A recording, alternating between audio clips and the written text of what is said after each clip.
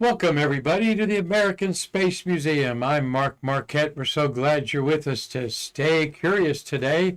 Today on Stay Curious, it is a space station day as we're going to celebrate 50 years ago today. The crew from America's first true space station, Skylab workshop, landed, and that crew, very famous moonwalker commander and two rookies on board, and it was a 28-day mission, breaking the Russia's previous time in space on their first space station of 24 days. We're going to talk about that today. We're going to talk about a space cannon that the Russians put up in space and actually fired on one of their military space stations called Almaz. Did you ever wonder, what divides north and south? That's the equator, right, on our hemisphere of the Earth. The equator separates us. Well, what separates the east from the west when we talk about the western hemisphere and the east? Well, I'm going to tell you all about where that is located and why we're celebrating that today. And then just a quick look at our astronauts orbiting the Earth on our International Space Station up there, involved in the spacewalk today. So that's what we have on store with Stay Curious today. Thank you, Selvin. You're on board here. Would you turn that light on, Selvin? There, I think that got turned off. My eyes look like some dark raccoons there. The light must be out or it's not plugged in. Maybe it's unplugged there, my friend. Anyway, Marty Winkle's not here. Gave him the day off. He'll be off tomorrow. And, yep, that's the problem, Selvin. It's not plugged in there. And we'll see me brighten up here in a minute. So Selvin Trotter, our bookkeeper, and a whole lot more here on Nonprofit is taking over. There, that's a little bit better there. Thank you, sir. As we are on the fly here, I got my nice rocket shirt on. This features a Soyuz rocket, and I got my badge here of 50-year-old badge there celebrating Skylab. 2 is the technical term for the crew if you were an engineer, but it's Skylab 1 if you were part of the public affairs office of NASA, and we'll talk about that in a minute there. So, yeah, I want to thank Selvin for being here, and Marty, hope you're watching, having a good time on a mini vacation there. Well-deserved, my friend Marty Winkle, as we're experiencing about our 837th show in our Stay Curious history here. So, you know what could help Stay Curious out there in our nonprofit museum? Selvin knows. Buy a t-shirt. All right. Chris Callie, he's staying curious, I know, up there in Concord, Connecticut. Hey, Chris, his artwork is the Gemini 4 space work, and his dad, the great Mr. Paul Callie, he did the sketch of a sketch and then finished it later of Neil Armstrong on that launch July 16, 1969, and Paul Callie's Power to Go shirt there. These are not $25 or $22, they're $20, all right, plus shipping. It'll be about $10. You can go to our store there, hit the QR code, or info@American Space Museum. Own one of these shirts. We bought some for our Shuttle Fest, didn't sell them all, and they are attractive and fun to wear, and helps our museum there, as well as promotes two great artists, father and son, Paul and Chris Callie, and the American Space Museum is very proud to call Chris our friend here and true partner in what he's done already. And we've known you about a year, Chris. We picked up the phone thanks to the Usiak brothers, knowing you, and Tom and Mark Usiak, two other great partners that were sharing launch photography over their career covering the shuttle. Well, Skylab. 50 years ago, America took over the human endurance record in space at 28 days, pioneering, and today, this mission pioneered the current International Space Station expedition crew who routinely spend more than 5 months orbiting the Earth, not in a bucket like the Wizard of Id characters there. They were a Skylab kind of a mascot. And Gary Hart, the designer of this cartoon called Wizard of Id, it's still in existence now, put his cute little guys and girls on some of the Skylab engineering booklets I've seen it on, buttons and other decals and such. Well, here is Skylab with the paracel that was put on it by that is the second second crew did a better job. This is after the last parting shot of the third crew, but Pete Conrad, Paul Weitz, and Joe Kerwin all worked hard to keep this space station up there. During launch, the meteor shield was ripped off during launch. About a minute into it, off went the solar panel, and once it got to orbit, inside become 100-degree hot, too hot for a lot of things. So we're seeing a picture here. Love this picture of the crew before launch, going over some of the flight plans to save that mission. There we have at the very back Alan Shepard, who has already been on the moon, of course, with Apollo 14. This is during their quarantine time. He's got a mask on. Chief of the astronaut office back then again. And Pete Conrad with that coy look on his mischievous face there, the commander and former Apollo 12 moonwalker. Beside him rocking the pipe there is Joe Kerwin, who's 91 years old. And then we've got Paul Weitz there, who's also deceased. That was Paul's only, it was his first mission. Kerwin never flew again. Paul Weitz was commander of STS-6, the maiden flight of Challenger, 40 years ago this past April. Kerwin's flight there in the front with the pipe. Of course, he's a physician, Selvin. That's why he's got a pipe there. every doctor rocked a pipe back in the day with a little cherry tobacco there. Yep, from Prince Albert. Conrad died in a motorcycle accident at age 69 in 1999. After he landed, he was the world record holder of the longest duration in space, with a total of 41 days, I think. The 21, he had 69 days after his 21 days on Gemini 5 and 11 and Apollo 12, the moon landing in November 69. So here's the Skylab in orbit. There's the recovery. They hoisted the ship up on the Ticonderoga. Where'd they land? They landed pretty close, 800 miles southwest of San Diego, 6 miles from the prime recovery ship, aircraft carrier USS Ticonderoga. If you were on that ship and experienced that, we'd love to talk to you on Stay Curious. Navy personnel lifted up the command module on the carrier, and 3 crewmen emerged from the capsule, a little unsteady but able to walk unassisted.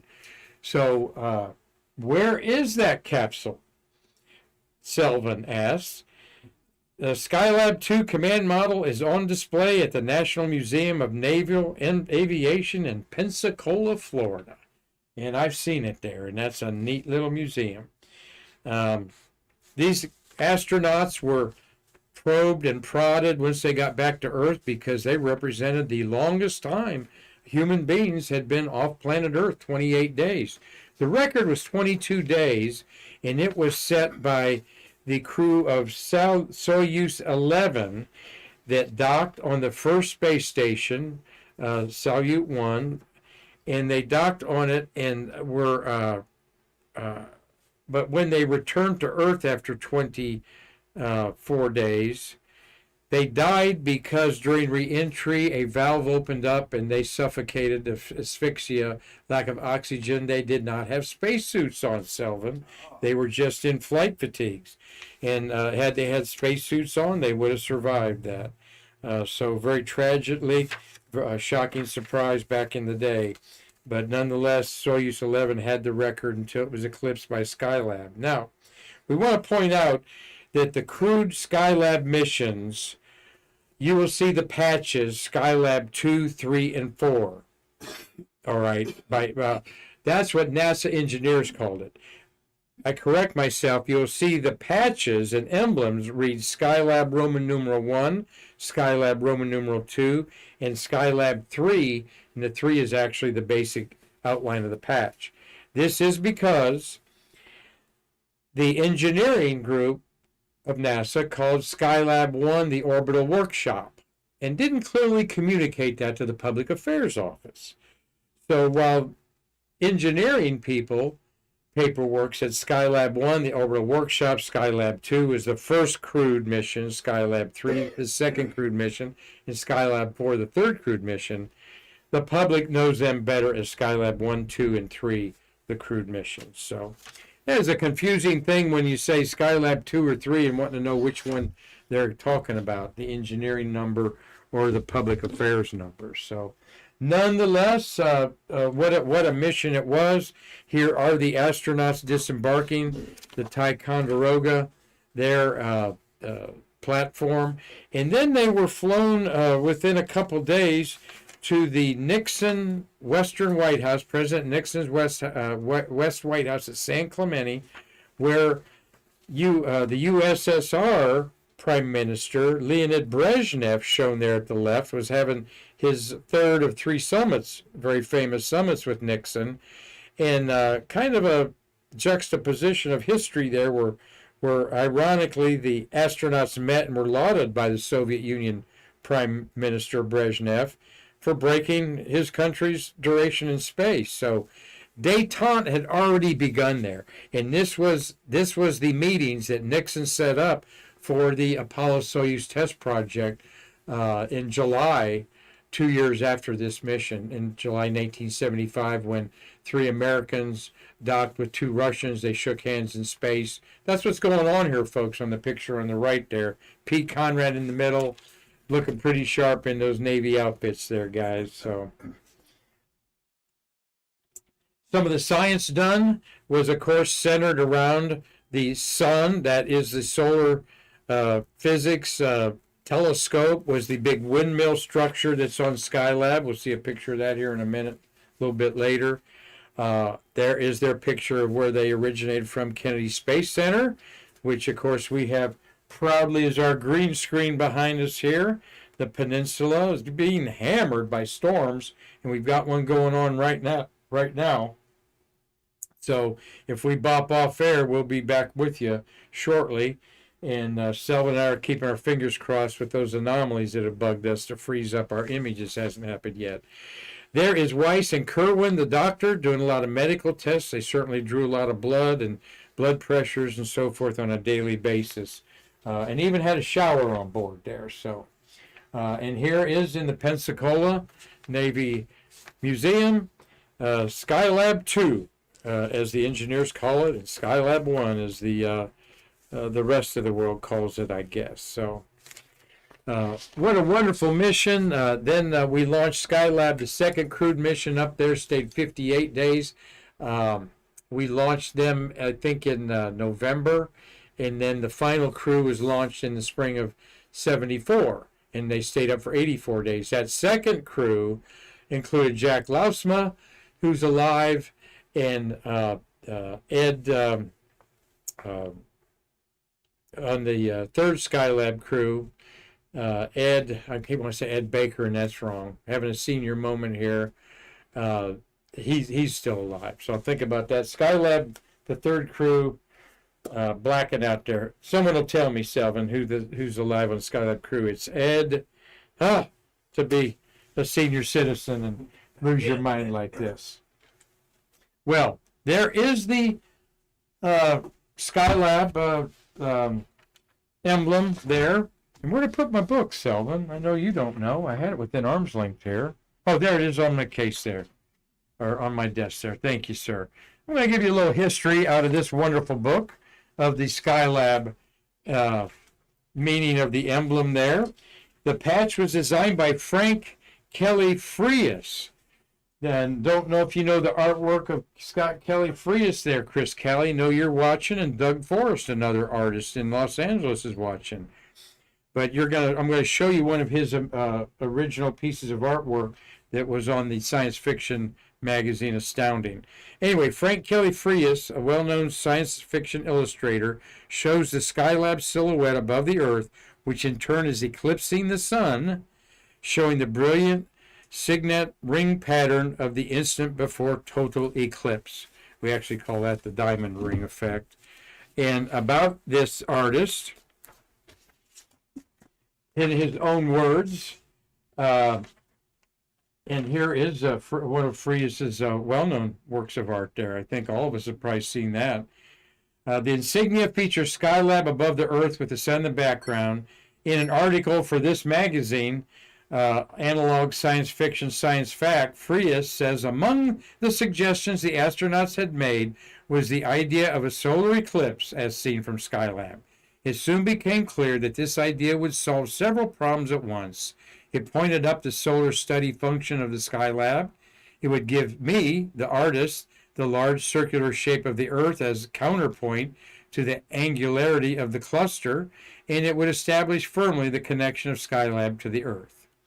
In addition, it would give a chance to give the necessary high contrast for good visibility of the tiny finished patch.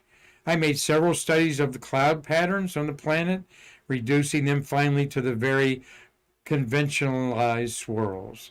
The Skylab cluster, that's what he calls the spaceship, was simplified and simplified again until it became simply a black form with a white edge light to set it off. So all you artists out there like Callie and Forrest are salivating over those details. I know. I love hearing about how these patches came about. They're so ingrained in our minds as space geeks. Not really any Easter eggs in there that I see, though he didn't mention anything in that story there. And there is one of Frias's other works of art. He died in his 80s, about 10 years ago. Well, we're going to segue from that to another space station that kind of had some frightening implications. Soviets, on this date, in 1976, June 22nd, launched their Salyut 5 spy space station, which was called Almaz, A-L-M-A-Z. Like America, the Soviet Union was trying to find ways to spy on China and America with small manned space stations, and Salyut 5 was the last of 3 reconnaissance military space stations called Almaz. The American public knew them as Salyuts. They weren't told their military implication as various cosmonauts went up there to work up there. 2 Soviet missions visited Salyut 5, and one of them took up with them a cannon, okay? In my story on the cannon, let me see, where did I put my notes on the cannon? There, I got the cannon in front of me here. We'll hear about that. A cannon that was tested January 24th, 1975, okay? But this was launched in 1976, Salyut 5, and the cannon was actually on board Salyut 3 before this. But it makes a good story to tell you about. Owned by the Soviet military establishment was this space station, okay? A big change for them. There is sort of the outline of it from a Russian space web site. Cosmonauts are seated inside there. You can see they've got the Almaz descent capsule. They're actually shooting film back in 1976, so they wanted to get the reconnaissance right away, so they had little canisters of re-entry, like our Corona satellite, that would re-enter the Earth's atmosphere with the film and be caught in midair by airplanes and then developed. There was a minimum time to operate the equipment after the crew took over. The human crew also took 2 Russian tortoises with them up there. Well, the year before, Salyut 3 was launched, and because it had a gun on board, and I just thought it'd be fascinating. We're not sure this one had a gun or not. They think it may have had some other spy versus spy equipment that's never been revealed. But this is called the Needleman's 14.5 millimeter rapid fire cannon that could reportedly hit a target 2 miles away on Earth. The 37-pound weapon could fire 950 to 5,000 shots per minute, blasting 200-gram shells at a velocity of 1,500 miles an hour. Well, in space, that would just go forever. Um, After the fall of the USSR in the 1990s, Russian sources revealed that the cannon was actually fired in orbit. It happened January 24th, 1975, on board the Salyut 3 space station. They did it 2 days before they deorbited it. They did not want anybody on board, worried about how it would fire. This was sort of a big cannon up there. Long after the departure of the crew, there you see again, not sure where the cannon would have been located. According to various sources, remotely from Earth, the cannon was fired for 1 to 3 blasts. 20 shells in all would burn up in the atmosphere. The results remain classified. However, it appears that the follow-up Almaz station, the one we're talking about today, was to be equipped with a pair of interceptor missiles rather than a cannon. All right. But they permanently grounded after this mission. The Almaz, the military didn't have its way, and Russia moved on to other bigger, better things. So their space station had a lot of implications military-wise, where our Skylab supposedly didn't. So, all right, we were talking about their Selvin, as we're doing a great job today, and hope people are enjoying Stay Curious up there. Any comments to bring up, Selvin? Hit the button, and you may speak on our USIAC family microphone. Yeah, Fox McCloud says, first, a moment of silence for those lost on the Titan going down to the Titanic. Oh, they've been officially confirmed past dead, huh? Well, that is a tragedy, of course. It is, and I guess he's answering a question you asked earlier. Skylab, Skylab 3 launched on July 1973, and Skylab 4 was launched in November 1973. Yeah, right. Ed, he wrote a book. I've got his book over there. Who was the astronaut on there? Ed. Well, I'm really blacking out there on those three. As a rookie commander. Anyway, we'll get someone will tell who Skylab 3, who's still alive there. We hope to get him on Stay Curious. I read both of his books. He's working on a third one. Well, God bless those submariners that have been lost during the Titanic. I saw a program on that today. A woman locally in Orlando that's done this twice.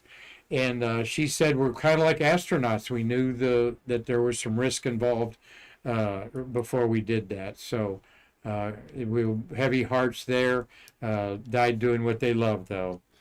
Well, as we think about what divides North and South, of course, that's the equator. Well, what divides the Western Hemisphere from the Eastern Hemisphere? Well, that is this. At this building, this is on 1675, on this date, King Charles II laid the foundation stone for the Royal Greenwich Observatory, founded in United Kingdom in London, right there, right here, I guess. There it is there. One of the most famous observatories in the world. Now it's a museum, but raw science was being done there with the Transit Circle Telescope. And it established the prime meridian, or zero longitude, to divide east from west. And you can visit that and stand on it. All right? As the east is to the right and the west is to the left at zero longitude for the entire world. And you see all kinds of crazy selfies and pictures over it there as people want to show off there. So quite a historic place, exclusively a museum now. And although the telescope it still does astronomy research there. So I thought you'd like to know that, and the Greenwich Royal Observatory was established on this date. All right, so what I'm trying to think about that astronaut's name. So Gibson, yes, thank you. Who brought? I bet there's Tom Usiak. Huh? Stangy. Stangy, thank you. Yes, Ed Gibson. Apologize, Ed, but I'm almost 70 years old, so you can cut me a slack there, as these brain cells are having a hard enough time remembering our script for today without interjecting my personal comments. Well, you know, Selvin, preliminary design for a two-man space laboratory that was going to be the manned orbiting laboratory was proposed on this date, June 22nd, 1959. So we've been thinking about space labs and space stations since 1959. Here, of course, is the one that we built. That's a cutaway of Skylab. Again, a voluminous, just huge. I said to Jack Lausma one time, you were with just another astronaut on the space station as a commander, and there was an extra room for you there, and then you and two guys were in this huge. It was a Saturn III third stage rocket that they hollowed out to build the space station there, and of course the Apollo command module there took them up and back. And the big windmill is the Apollo telescope mount, because the Apollo telescope was the main thing they figured they could do is study the sun. And as we've talked about and will continue to talk about, the sun is a big influence on our lives. It is in a active state right now where there's a lot of sunspots, and it's spewing a lot of stuff into space that turns into aurora and electromagnetic disruptions in some of our electrical maybe appliances and phones here as this solar maximum continues to go on. But back in 1962, this was one of the concepts that they were thinking about. That is an Apollo-style station there. Actually, this is a NASA 1964 concept of a windmill or multi-purpose space station, national space station there. They're using the University of Tennessee checkerboard there. I see Selvin that's in the end zones at Neyland Stadium there. As I spent 35 years in Tennessee, my Tennessee friends will appreciate that shout out there. But look at the configurations there and the solar panels, and are those living quarters there and the three sections there. Just fascinating to look back in 1964, 60 years ago, off of some artist's drawing board there. Well, we want to talk about and end our Stay Curious program today with thinking about the reality that has come from 50 years ago when our first crew landed from our first space station to the 22 continuous years that the International Space Station has been occupied by humans. We've got 7 male astronauts up there right now. There are 3 tachionauts on the Chinese space station, making 10 humans in space. Unfortunately, Selvin, none of them are women. I don't like that. All right, we need to always keep a woman up in space there. But we're going to have a rookie pilot of SpaceX Crew 7, Magoli. She's a Marine. She's going to end that drought of women up there when she launches August 18th. And we'll be talking about that soon. So our International Space Station's up there, and today these 2 cosmonauts did a spacewalk. Up there we had 2 Russians worked on their space station. Sergei Pokolev is in the blue, and Dmitry Petlin is in the red stripes there. And they retrieved several experiment packages from their Zvezda and Pyosk modules and installed communications equipment on about a 7-hour spacewalk. This was the 7th spacewalk for Prokhorov. He has got a total of 470 days in space. And the 5th for Petlin, all right? And this is the 9th spacewalk in 2023, Selvin, and the 266th spacewalk for the space station, all right? Well, every spacewalk they count has 2 people involved, all right? So this means that if this is the 266th spacewalk for the space station, that has involved 532 human beings. counting the multiple times that guys have been up there. That is an incredible stat.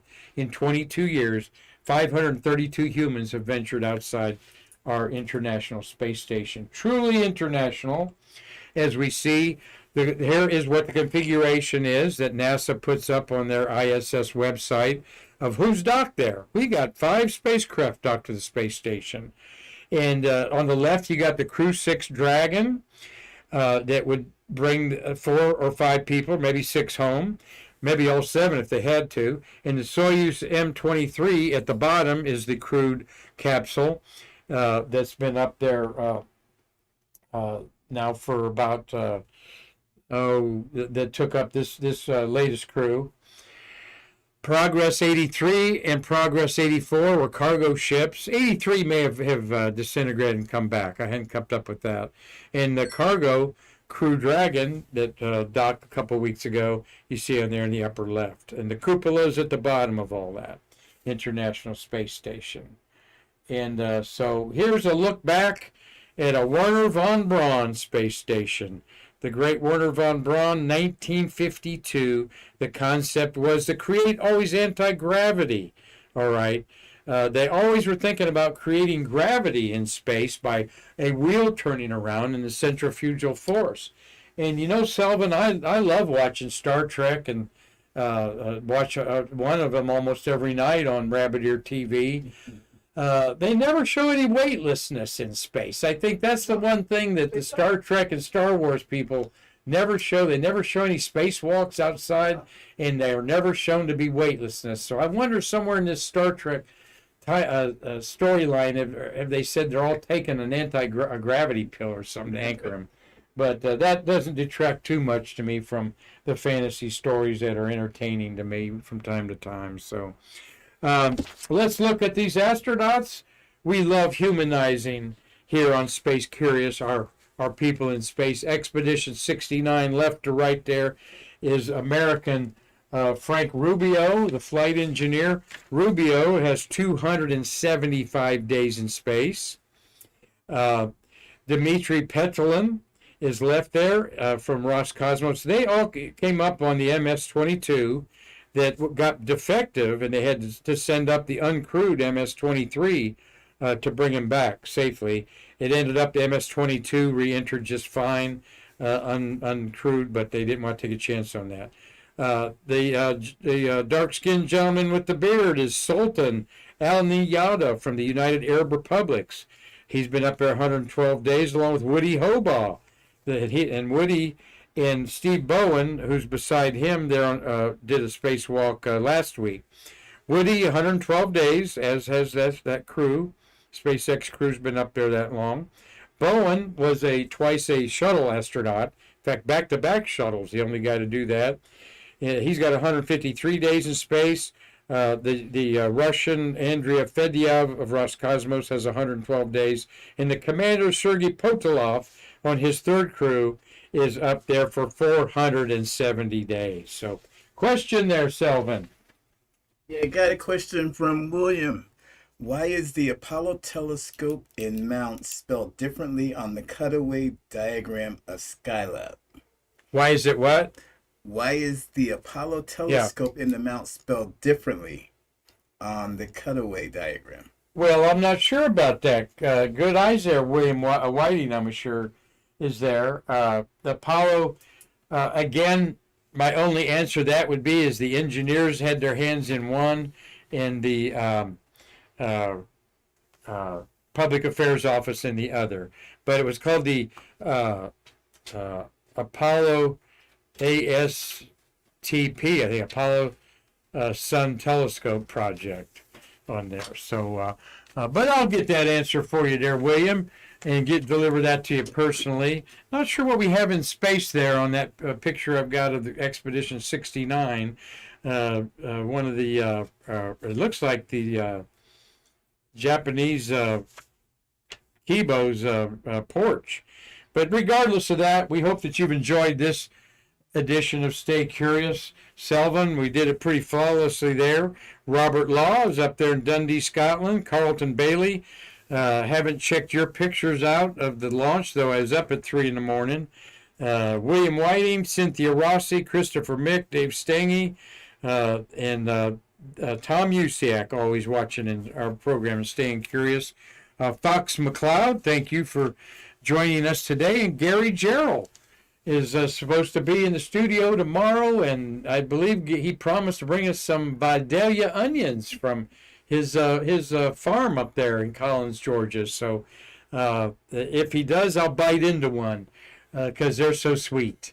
And then I won't have a date for the weekend, I'll tell you that. But no, love all of you that are regulars on Stay Curious, and those of you that don't chime in, we know that you're watching to make this a wonderful program of space history, astronaut birthdays, and a program like you had today centering on the space stations and their importance to humanity, as our International Space Station has changed the way we live and our outlook about life. You better believe it. So, Selvin, thank you for a great job there as we go out here. We're going to have a Future Fridays program tomorrow where my friend Gary Stuti, the world's expert on plants and a friend of our museum here on the Space Coast, Gary's been sending me some book report things to read up on, and we'll have a Future Friday about feeding your face in space. Okay, so until then, thank you, Selvin. Thank you, Karen Conklin, our executive director, and everybody who keeps our beautiful museum open and available to our STEAM program with kids and the couple dozen visitors that we have a day. So until then, I'm Mark Marquette saying I can't wait to see you tomorrow for Future Fridays to bridge the space between us.